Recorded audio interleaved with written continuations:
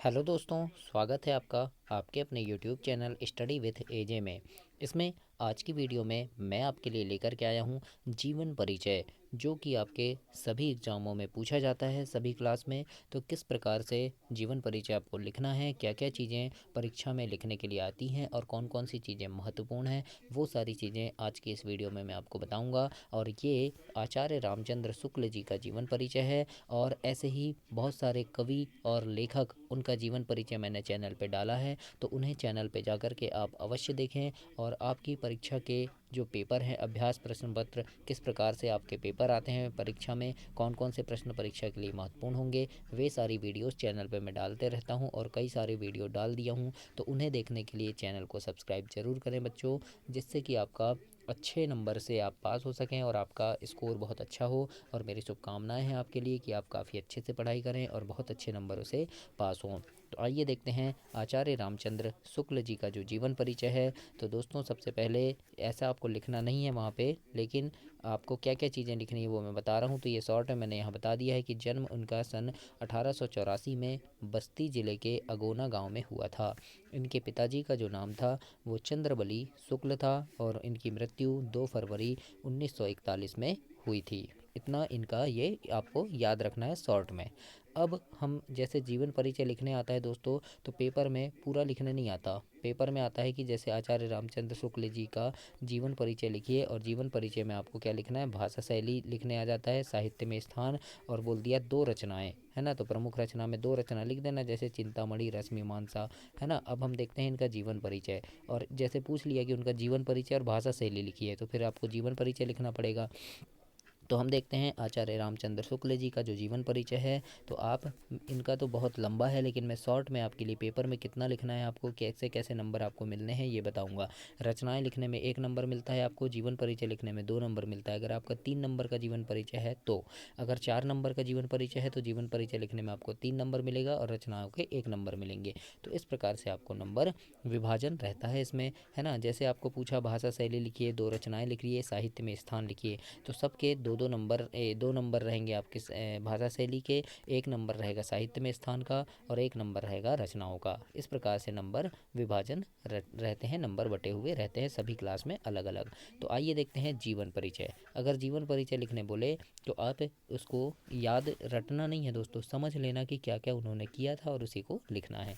तो लिखेंगे हम जैसे कि आचार्य रामचंद्र शुक्ल जी का जन्म सन 1884 में बस्ती जिले के अगोना नामक गांव में हुआ था। इनके पिता का नाम चंद्रबली शुक्ल था और इन्होंने एमए तक की शिक्षा ली एवं बाद में मिशन स्कूल में अध्यापक हो गए ये। और शुक्ल जी ने लेखन का कार्य कविता लेखन से हुआ था इनका, और निबंध लेखन और आलोचना के क्षेत्र में इनका सर्वोपरि स्थान आज तक बना हुआ है। इस प्रकार से हम लिख सकते हैं। और फिर लिख देंगे कि जीवन के अंतिम समय तक साहित्य साधना करने वाले शुक्ल जी का जो निधन है वो 1941 में हो गया। सिर्फ इतना ही आपको लिखना है, ज़्यादा लंबा मत लिखना, ज़्यादा याद मत करना, पेपर में इतना शॉर्ट में आपको लिखना है दोस्तों।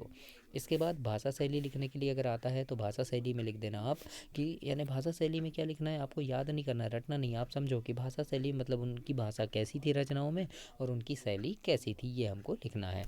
तो हम लिखेंगे जैसे शुक्ल जी का भाषा पर पूर्ण अधिकार था।